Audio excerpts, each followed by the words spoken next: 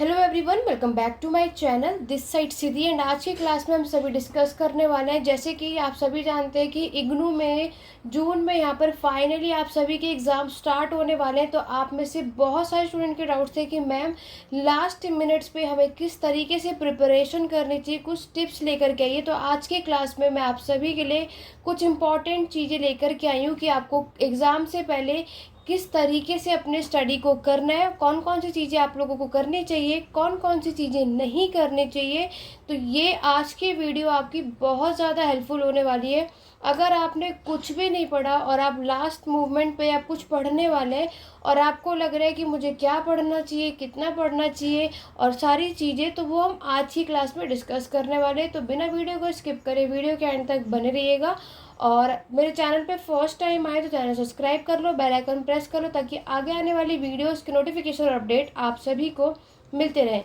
क्योंकि आप सभी की इतनी रिक्वेस्ट थी, लास्ट टाइम भी दिसंबर एग्ज़ाम के लिए मैंने कुछ इसी तरीके के टिप्स और ट्रिक्स आप सभी के लिए लेकर आई थी, जिससे बहुत सारे स्टूडेंट की हेल्प हुई थी और उन्होंने अपने एग्ज़ाम में 70+ स्कोर किया था। और इसीलिए आप सभी के कहने पर एक बार फिर मैं जून में जितने भी स्टूडेंट 2024 में एग्ज़ाम देने वाले हैं, वैसे यहाँ पर देखा जाए तो आप सभी जानते हैं कि आप सभी का जो एग्ज़ाम है 7 जून, यानी एक्चुअल में अगर हम देखें तो इग्नू का एग्ज़ाम 7 तारीख से स्टार्ट है, बट आप लोगों के कोर्स के अकॉर्डिंगली सबकी डेट अलग अलग है, राइट। और यहाँ पर अगर हम बात करें तो एमए हिस्ट्री वाले स्टूडेंट्स की, तो यहाँ पर उनके एग्ज़ाम 11 जून के और सेकेंड ईयर के एग्ज़ाम 14 जून के लिए।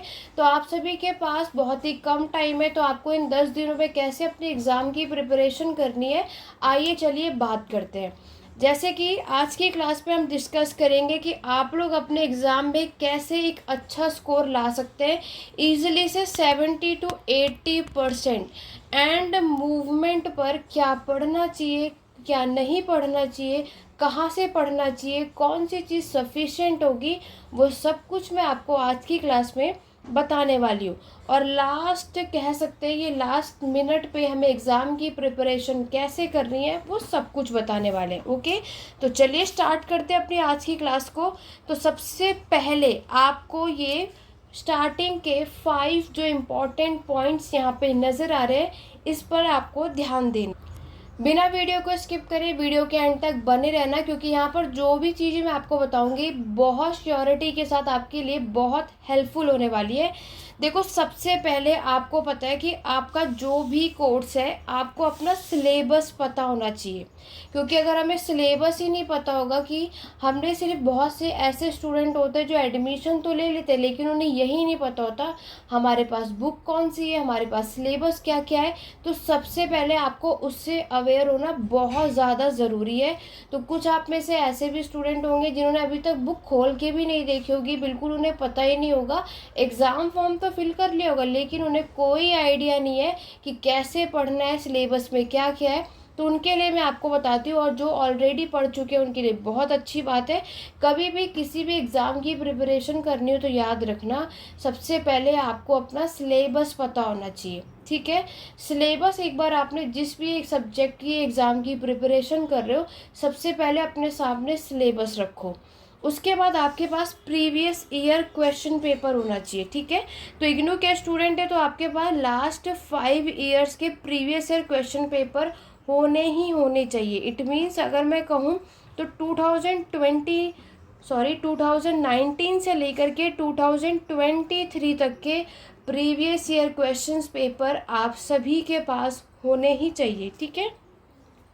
और किसी पे ऐसे भी होंगे, आपका जो भी कोर्स होगा, कुछ ऐसे भी स्टूडेंट होंगे जिनके पास नहीं भी होगा, तो उसके लिए कुछ नहीं करना है। आपको इग्नू की वेबसाइट पर जा कर के क्वेश्चन पेपर अपने कोर्स के अकॉर्डिंगली डाउनलोड कर सकते हो। तो मैंने आपको क्या बताया, 2019 से 2023 यानी दिसंबर 2023 तक के क्वेश्चन पेपर आप सभी के पास होने चाहिए। चलो, आपने सिलेबस लेकर के बैठ चुके, आपने प्रीवियस ईयर क्वेश्चन पेपर भी डाउनलोड कर लिया या उसका प्रिंट आउट निकाल लिया, वो आपके सामने है। नेक्स्ट आपको असाइनमेंट के क्वेश्चन, क्योंकि देखो लास्ट वीडियो मैंने अपलोड की थी जिस पे आपको एग्ज़ाम देने से पहले कुछ जो 10 इम्पॉर्टेंट चीज़ें मैंने बताई हैं उसे ज़रूर देखना कि एग्ज़ाम में मैंने आपको बताया था असाइनमेंट के क्वेश्चन हेल्पफुल होते हैं या नहीं। तो जिन्होंने भी उस वीडियो को नहीं देखा है तो लास्ट वीडियो ज़रूर देखना, कल ही चैनल पर मैंने वो अपलोड की थी। तो यहाँ पर असाइनमेंट के क्वेश्चन जो अभी आपने असाइनमेंट बनाए हैं वो बहुत हेल्पफुल होता है, वो सारे के सारे क्वेश्चंस भी आपके पास होने चाहिए। देखो अब क्या करना है, ये तीनों चीज़ लेकर के बैठ चुके हो आप, आपने अपना सिलेबस अपने हाथों में रख लिया है, प्रीवियस ईयर भी रख चुके हो और असाइनमेंट का क्वेश्चन जो अभी आपने असाइनमेंट बनाया होगा, ठीक है। फिर यहाँ पर आपको क्या करना है, इसी प्रीवियस ईयर क्वेश्चन में से मोस्ट इम्पॉर्टेंट रिपीटेड क्वेश्चन को फाइंड आउट करना है। जैसे कि आप सबको पता है कि मैक्सिमम टोटल कितने क्वेश्चन होते हैं आपके, 10 क्वेश्चंस होते हैं, किसी किसी कोर्स में 8 क्वेश्चन भी होते हैं, आप अपने अकॉर्डिंगली चेकआउट कर लेना। तो 10 में से आपको कोई भी 5 क्वेश्चन अटैम्प्ट करने होते हैं, तो पहले आपको ये देखना है कि इस 10 क्वेश्चन में से कितने ऐसे क्वेश्चन है या टॉपिक है जो मैक्सिमम रिपीट होते हैं। देखो इग्नू में क्या है कि यहाँ पर ईजिली से प्रीवियस ईयर क्वेश्चन करके जाओगे तो मैक्सिमम यहाँ पे क्वेश्चन रिपीट होते ही हैं। अगर आपने एंड टाइम पे कुछ भी नहीं पढ़ा तो आपको सिर्फ वो 3 से 4 क्वेश्चन फाइंड आउट करना है जो आपको एग्ज़ाम में मैक्सिमम जो रिपीट होते हैं, जो आपको पढ़कर ही जाना है। अगर आपने लास्ट मिनट की जो टिप्स जो मैं आपको बता रही हूँ इसको फॉलो कर लिया तो ईजिली से 60 to 70% लेकर के आ सकते हो, अगर आपने अभी तक कुछ भी नहीं पढ़ा है तो, ठीक है। तो जब आप इसको, बहुत सारे ऐसे स्टूडेंट होंगे जिन्होंने ऑलरेडी ये इंपॉर्टेंट रिपीटेड क्वेश्चन यहाँ पर फाइंड आउट कर लिया है। और यहाँ पर मैं अगर एमए हिस्ट्री वाले स्टूडेंट की बात करूँ तो यहाँ पर फर्स्ट ईयर का आपको पता है न्यू और ओल्ड सिलेबस दोनों ही है। तो न्यू सिलेबस के लिए मैं बता देती हूँ, पुराने सिलेबस की जो प्रीवियस ईयर क्वेश्चंस पेपर है बहुत ही हेल्पफुल है, उसको ज़रूर करके जाओ। क्योंकि देखो नया सिलेबस आपका ज़रूर है लेकिन उसमें 2 से कुछ ही यूनिट्स नए ऐड हुए, और यहाँ पर अगर आप पुराने के अकॉर्डिंगली भी पढ़ के जाओ और जो नया आपने किया उसके अकॉर्डिंगली करोगे तब भी आप ओल्ड सिलेबस का प्रीवियस ईयर क्वेश्चन पेपर आपके लिए बहुत ही ज़्यादा हेल्पफुल है, मैं आपको पहले भी बता चुकी हूँ।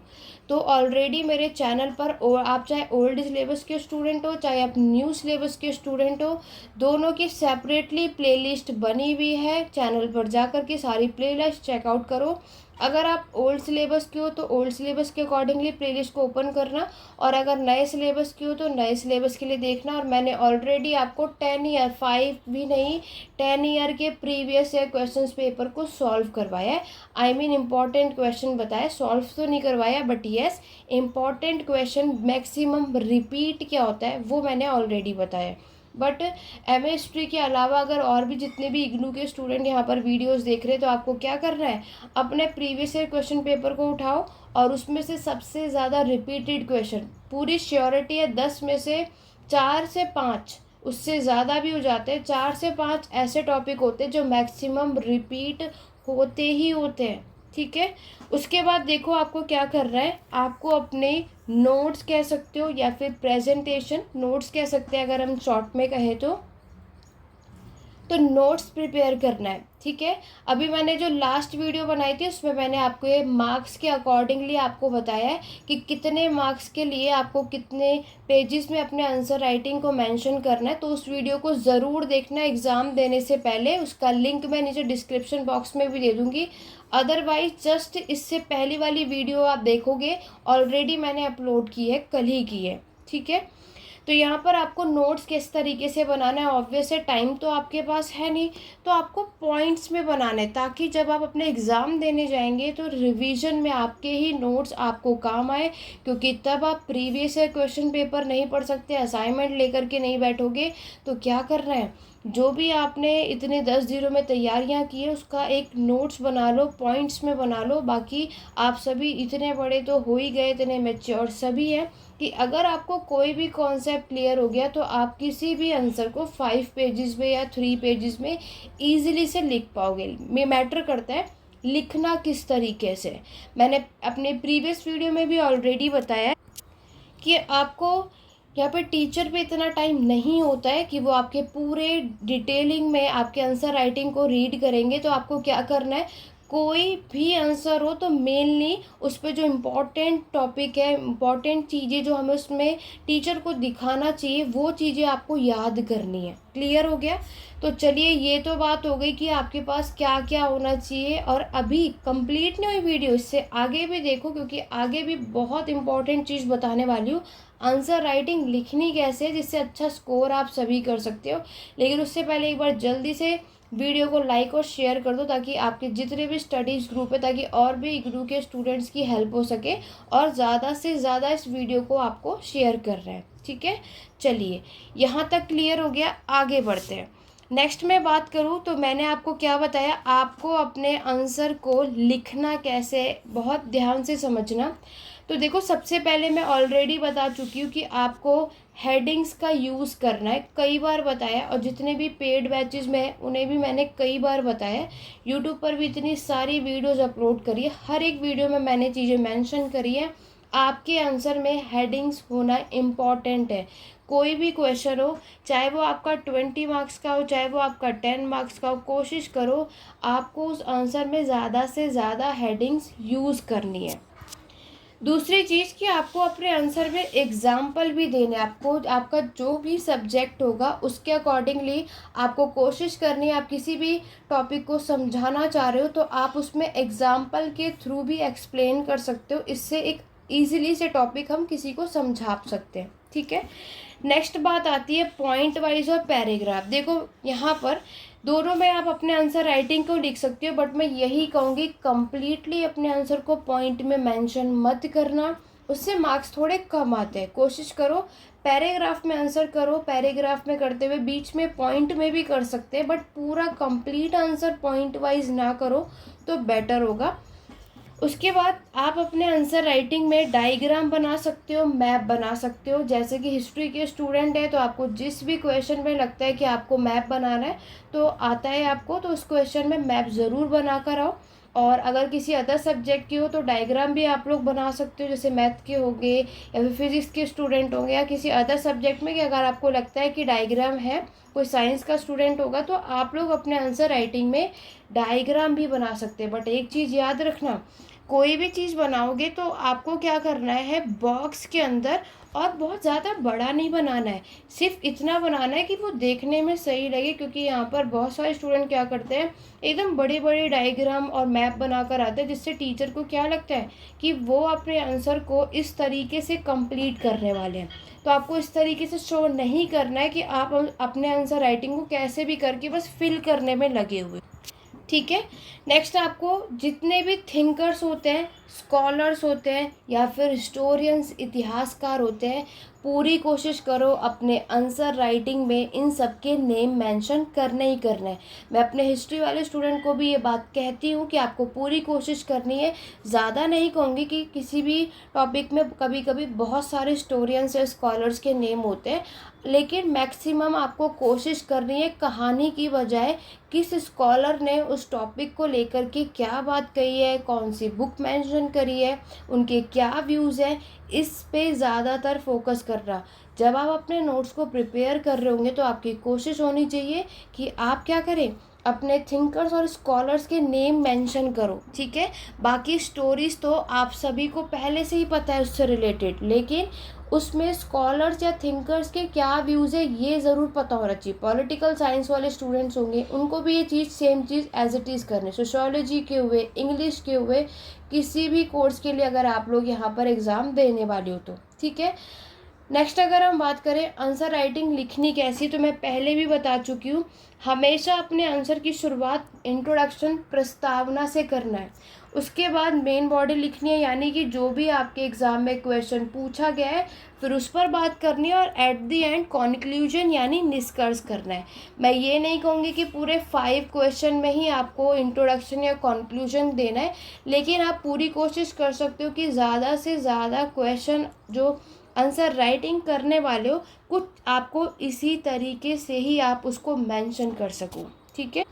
क्योंकि देखो ये सबसे बेस्ट तरीका होता है अपने आंसर राइटिंग को शो करने के लिए, क्योंकि यहाँ पर आपको पता है कि अगर आप कैसे भी कुछ भी लिखोगे तो मार्क्स डिडक्ट हो ही जाते हैं। अब और दूसरी चीज़, मैंने लास्ट प्रीवियस वीडियोस में भी आपको बताया है कि आपको जो भी चीज़ अच्छे से पता है, जो आप चाहते हो कि टीचर पे का जो ध्यान है उस आंसर पे ज़रूर जाए, तो उसको अंडरलाइन करो, उसे हाईलाइट करना है, उसमें पॉइंट्स में लिखना है, डायग्राम के थ्रू बनाना है, फ्लो चार्ट भी बना सकते हो। जैसे आप किसी के भी क्या कह सकते हैं, टाइप्स बता रहे हो, फीचर्स बता रहे हो, तो आप इस तरीके से मेंशन कर सकते हो, बाद में उसको डिटेल में कर सकते हो। लेकिन याद रखना, दोबारा से मैं रिपीट कर रही हूँ कि कभी भी कोई भी चीज़, डायग्राम हो, फ्लो चार्ट हो, चाहे मैप हो, बड़ा बड़ा नहीं बनाना है, इतना इतना साइज़ का बनाना कि वो देखने में सही लगे। ठीक है। इससे आगे बढ़ने से पहले एक चीज़ और बता देती हूँ, एक गलती जो आपको बिल्कुल नहीं करनी, जिससे आपके मार्क्स बहुत कम आ सकते हैं और आते भी हैं। तो इससे पहले मैं अवेयर कर दूं, जैसे कि आपको पता है कि ये इग्नू की आंसर शीट आपको मिलेगी, मार्जिन की लाइन ऑलरेडी यहाँ पर होती है। तो आप में से कई ऐसे स्टूडेंट होते हैं जो थोड़ी सी स्मार्टनेस दिखाने की कोशिश करते हैं, जो यहाँ पर भी मार्जिन लाइन जो है वो ड्रॉ कर देते हैं। तो यहीं से आपके जो टीचर जो है, आपकी जब आंसर शीट चेक करेंगे ना, तो वो आपके आंसर को पढ़ने में बिल्कुल उनका इंटरेस्ट नहीं रहेगा और वो मार्क्स अपने अकॉर्डिंगली ऐसे ही दे देते हैं। तो ये गलती मत करना। आप लोग वैसे भी ऑलरेडी मास्टर्स कर रहे हैं या फिर ग्रेजुएशन के स्टूडेंट हैं, पहले से हम पढ़ते हुए आ रहे हैं, इतनी समझ हमें होनी चाहिए कि ऑब्वियस है कभी भी मार्जिन एक साइड ही होता है, दोनों साइड नहीं होता है, और ना ही ये काम करना है। बट यस, आप में से कोई किसी का ऐसा कोर्स है जो रफ वर्क करना चाहता है तो बैक साइड पे कर सकते हैं, वरना आप पेंसिल से, जितने भी फिजिक्स वाले हैं या फिर मैथमेटिक्स के स्टूडेंट हैं या फिर जिसमें भी इकोनॉमिक्स वाले, तो वो रफ वर्क यहाँ पे साइड में कर सकते हो, बाद में वो रफ भी कर सकते हो, बट अगर आपको करना है। लेकिन मैं बाकी की बात कर रही हूँ, जो थ्योरीज वाले सब्जेक्ट्स होते हैं, history, political science, English, sociology, तो ये कुछ हिंदी, इसमें आपको ये काम नहीं करना है। तो इस बात का ध्यान रखना, अगर आपने ये गलती करी तो टीचर भी मार्क्स देने में ज़रूर गलती करेगा, तो इसमें गलती आपकी होगी। फिर आप सभी मेरे पास सिर्फ एक ही मैसेज करते हैं, मैम हमने तो पूरे 24 पेजेस को फिल किया था, फिर ये मार्क्स कम कैसे आए। तो गलतियां ऑब्वियस है, आपने भी ज़रूर कहीं ना कहीं की है, जिसके वजह से ये आपको गलतियां देखने को मिलती हैं। तो यहाँ पर आंसर को कैसे लिखना, ये आपको बात क्लियर हो गई। नोट्स भी प्रिपेयर कर रहे हो तो आपको सारे आंसर याद करने की ज़रूरत नहीं है, आपका फोकस इन बातों पर होना चाहिए कि आपने उस आंसर में जो टीचर देखना चाहता है, जो मेन पॉइंट्स हैं, वो याद करना है। उसके बाद आप अपने राइटिंग को खुद अपनी लैंग्वेज में मेंशन कर सकते हैं।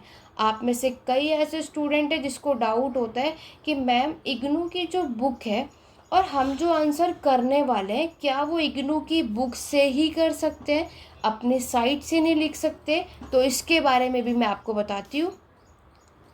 देखो, अब आपको क्या करना है कि कहाँ से पढ़ें, ये भी बहुत से स्टूडेंट का डाउट है, तो चलो ये भी क्लियर करते हैं। तो कहाँ से पढ़े में, देखो सबसे पहले मैंने आपको बताया असाइनमेंट को एनालाइज करो जो अभी आपने बनाया होगा। दूसरा, जब असाइनमेंट के से नोट्स तैयार कर लोगे, प्रीवियस ईयर क्वेश्चन भी कर लोगे। देखो आप में से कई ऐसे भी हैं, इग्नू के स्टडी मटेरियल से भी ऐड ऑन करके बना सकते हो। देखो यहाँ पर आप में सबसे इम्पॉर्टेंट डाउट कि मैम क्या हम किसी भी आंसर को गूगल से लेकर के लिख सकते हैं? बिल्कुल लिख सकते हो, ऐसा कहीं भी कंपलसरी नहीं है कि इग्नू की बुक से ही आपको आंसर लिखना है, बिल्कुल भी नहीं। आपका जो भी टॉपिक है आप गूगल से भी सर्च करके लिख सकते हो, या अपने अकॉर्डिंगली लिख सकते हो, या आपने कभी ग्रेजुएशन में या स्कूल लाइफ में भी उस टॉपिक को कभी पढ़ा है तो आप वो सारी चीज़ें भी ऐड ऑन करके अपने आंसर राइटिंग में मेंशन कर सकते हो। इससे अच्छी बात तो कोई हो ही नहीं सकती, क्योंकि यहाँ पर क्या होता है कि ये नहीं कि इग्नू की बुक में जो लिखा है एज इट इज़ हम नोट कर दें, कॉपी कर दें, बिल्कुल भी नहीं। ये तो टीचर को करना ही नहीं, क्योंकि यहाँ पर एग्ज़ाम लिया जा रहा है। तो यहाँ पर आपको चेकिंग हो रही है कि आप उस आंसर के बारे में कितना जानते हो, ठीक है, और आपने उसको किस तरीके से सामने रखा है। तो आपको हर एक जो टॉपिक आपको लगता है कि यहाँ पर मैंने इसके बारे में पहले ये पढ़ा था, फिर यहाँ से ये, तो हर एक चीज़ को इंक्लूड करके फिर आप अपने नोट्स को प्रिपेयर कर सकते हो। ठीक है, तो इस तरीके से अगर आप करोगे तो बहुत अच्छा स्कोर आएगा। और अगर आप में से जो ऐसे जिन्होंने अभी तक बुक नहीं देखी, कुछ तो ऐसे होंगे जो इस वीडियो को मेरे एग्ज़ाम से एक दिन पहले भी देख रहे होंगे या 2 दिन पहले भी देखेंगे, तो आपको कुछ नहीं करना, ईजिली 60-70% तब भी आ जाएंगे, क्योंकि एक दिन पढ़कर भी हम ईजिली से इतने मार्क्स ला सकते हैं। तो मैंने आपको जो भी चीज़ें आज की क्लास में बताई उसको ज़रूर नोट करना। सब कुछ पढ़ने से अच्छा, मैंने पहले भी कई बार बताया, अपने हर स्टूडेंट से एक ही बात कहती हूँ, सब कुछ पढ़ने से अच्छा है कि जितना पढ़ रहे हो उसको अच्छे से पढ़ो, प्रॉपर तरीके से करो। सब कुछ करने में लग जाओगे तो जितना किया भी है ना आपने तैयार, वो भी आप लोग भूल जाएंगे और मार्क्स कम आते हैं। क्योंकि यहाँ पर मैं ऑलरेडी इग्नू से रिलेटेड यहाँ पर 3 साल से आपकी प्रिपरेशन करा रही हूँ, ठीक है। तो यहाँ पर मैंने बहुत से स्टूडेंट को देखा है, तो यहाँ पर किसको क्या प्रॉब्लम होती है, तो सबने अपनी क्या क्या चीज़ें बताई कि मैम हमसे ये प्रॉब्लम हुई, हमें इसमें दिक्कत आई। तो वो चीज़ मैं चाहती हूँ कि आपके साथ ना आए, आप वो गलतियाँ ना करो, इसीलिए वो सारी चीज़ें मैं आपके साथ भी डिस्कस करती हूँ। आपकी स्पीड अच्छी होनी चाहिए। मैंने पहले भी बताया है, ब्लू और ब्लैक पेन का ही यूज़ करना है, जेल और बॉल पेन, क्योंकि आप में से भी कई ऐसे भी कमेंट करेंगे कि मैम जेल पेन अलाउड है, बॉल ले जाना है। आपकी जो चॉइस है, आप जिसमें भी कंफर्टेबल है, आपकी स्पीड जिसमें अच्छी बनती हो, आप वो वाला पेन ले करके जा सकते हैं। कोई और पेन ले जाने की नीड नहीं है, तो क्योंकि अगर आपने ऐसे किया तो मार्क्स आपके जाएंगे, तो इसीलिए इन बातों का ध्यान रखना। क्योंकि देखो, अगर 10 दिन पहले अगर हम अपनी स्टडी को स्टार्ट करें तो ऑब्वियस है इग्नू का स्टडी मटेरियल तो हम कर नहीं पाएंगे, क्योंकि इतना ज़्यादा हर एक टॉपिक कोई भी वास्ट है। लेकिन आगे जो दिसंबर एग्ज़ाम की प्रिपरेशन कर रहे हैं तो वो उनको लिए भी बता रही हूँ, बहुत ध्यान रखना। ये सारी चीज़ें बनाकर भी इकट्ठे करके आप अपने नोट्स को प्रिपेयर कर सकते हो, लेकिन नोट्स में पॉइंट्स में बनाना, लेकिन वही चीज़ आप अपने एग्ज़ाम में पैराग्राफ में मेंशन कर सकते हो, बट आपके अकॉर्डिंगली कि आपको चीज़ें याद रहें। एग्ज़ाम के टाइम पर सिर्फ और सिर्फ जब आप रिवीजन करेंगे तो आपको सिर्फ ये नोट्स देखने हैं जो आपने अभी प्रिपेयर किए अपने एग्ज़ाम के लिए, ठीक है। क्योंकि तब हम कोई भी सिलेबस, कोई भी बुक, ये सब कोई भी वीडियो लेकर के तो बैठेंगे नहीं कि सब कुछ डिटेल में करें। तो बेटर है कि सब कुछ लेकर के एक ही चीज़ में अपने नोट्स में तैयार कर लो और उसे पढ़ो। और यहाँ पर मैं आपको ऑलरेडी बता चुकी हूँ कि आपको अपने आंसर राइटिंग पूरी कोशिश करनी है कि आपको पूरे 24 पेजेस को फिल करके ही आना है। कोई भी क्वेश्चन नहीं छोड़ना, चाहे आपको आता हो चाहे नहीं आता हो, कुछ भी लिखो जो भी आपको समझ आता है उससे रिलेटेड, लेकिन हर एक क्वेश्चन को स्टार्ट ज़रूर करना। 10 मार्क्स के लिए 3 पेजेस में फिल करना है, और 3 भी अगर आपसे किसी से नहीं हो पा रहा है तो 2 पेजेस भी सफिशिएंट है। 20 मार्क्स के लिए मैंने आपको 5 पेजेस बताए हैं, और 15 मार्क्स के हो तो 4 पेजेस में। तो ये आपके स्कोर के अकॉर्डिंगली मैं पहले भी प्रीवियस वीडियो में बता चुकी हूँ, लिंक कमेंट बॉक्स में मिल जाएगा। उस वीडियो पे पूरी कंप्लीट वीडियो ज़रूर देखना, अपने एग्ज़ाम देने से पहले बहुत काम आएगी। तो ये इम्पॉर्टेंट चीज़ है, 24 के 24 पेजेस फिल करने ही है, चाहे कैसे भी करो, वो आपके ऊपर है। और ये जो आपके मार्क्स के अकॉर्डिंगली मैंने आपको पेजेस बताए, ना इससे कम लिखना है ना इससे ज़्यादा लिखना है, इतना ही लिखना है।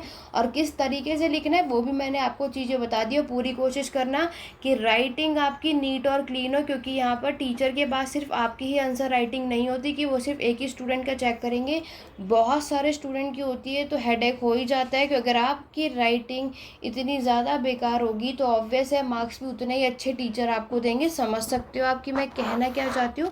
तो पूरी कोशिश करो कि अपने राइटिंग में इम्प्रूवमेंट लेकर के आओ, ठीक है, इतना कि सामने वाला पढ़ सके। और दूसरी चीज़ मैंने आपको बताया कि अगर आपने कभी भी आंसर लिखा है और अगर आपसे आंसर राइटिंग में कुछ भी लिखने वक्त कोई भी वर्ड में मिस्टेक हो जाए तो सिर्फ नॉर्मल एक कट करना है। बहुत से होते हैं जो बिल्कुल इसको ऐसे कवर कर देते हैं, तो ये काम आपको नहीं करना है, ये कुछ इम्पॉर्टेंट चीज़ है। तो यहाँ पर मैं पहले भी बता चुकी हूँ कि आपको पूरी कोशिश करनी है कि आपको अपने एग्ज़ामिनेशन हॉल में अपने एग्ज़ाम टाइमिंग से आधे घंटे पहले पहुँच जाना है, कैसे भी करके। अपनी आईडी कार्ड इग्नू की है वो ज़रूर लेकर जाना, अपने एडमिट कार्ड या फिर हॉल टिकट जो भी कहो, ये भी कंपलसरी है। आप में से कुछ ऐसे होंगे जिसे इग्नू से आईडी कार्ड नहीं भी मिला होगा, तो कोई प्रॉब्लम नहीं है, आपकी गवर्नमेंट की तरफ से जो भी आपका आईडी प्रूफ है, आप उसको ले जा सकते हो। तो ये चीज़ मैंडेटरी है, ये ले जाना ही है, क्योंकि अगर आप में से इसमें से कुछ गलतियाँ हो गई तो यहाँ पर आपका टाइम वेस्ट होगा, क्योंकि टीचर फिर एग्ज़ाम में बैठने नहीं देते हैं। तो ये गलतियाँ ना हो, क्योंकि देखो ऑब्वियस है, हम कितने भी बड़े हो जाएं लेकिन ये गलतियाँ हर स्टूडेंट से हो ही जाती हैं। तो इन बातों का ध्यान रखना। सब पढ़ने से अच्छा सबसे पहले कुछ नहीं करना, सिलेबस उठाओ, प्रीवियस ईयर उठाओ और टिक करो कि, और कोई भी चैप्टर कभी भी पूरा नहीं पढ़ना होता है। उस चैप्टर में भी कोई ऐसा टॉपिक ज़रूर होता है जो मैक्सिमम रिपीट होता है, तो उसको चेकआउट करना है। तो जाकर ज़रूर चेकआउट करना। बाकी जितने भी एमएसटी वाले स्टूडेंट हैं, तो आपके लिए ऑलरेडी प्लेलिस्ट बनी हुई है फर्स्ट और सेकेंड ईयर के लिए, ठीक है। अगर आपने अभी तक चेकआउट नहीं किया है तो ज़रूर चेकआउट करना। और आशा करती हूँ आज की वीडियो आपको हेल्पफुल रही होगी। और यहाँ पर इसके बावजूद भी अगर आपको कोई डाउट या क्वेरी, आप कमेंट के थ्रू पूछ सकते हैं, नहीं तो टेलीग्राम चैनल ज़रूर ज्वाइन करना, लिंक डिस्क्रिप्शन बॉक्स में है, ताकि आपको कोई भी डाउट या क्वेरी है आप लोग यहाँ पे कमेंट के थ्रू पूछ सकते हैं। और इग्नू से रिगार्डिंग कोई भी अपडेट आती रहेगी तो मैं यहाँ पर इसका अपडेट टेलीग्राम पर देती रहती हूँ, तो उसको ज़रूर ज्वाइन करना। तो वीडियो को लाइक शेयर करना बिल्कुल भी मत भूलिएगा। आज की वीडियो में बस इतना ही, मिलते हैं अपने नेक्स्ट वीडियो में। Thank you for watching.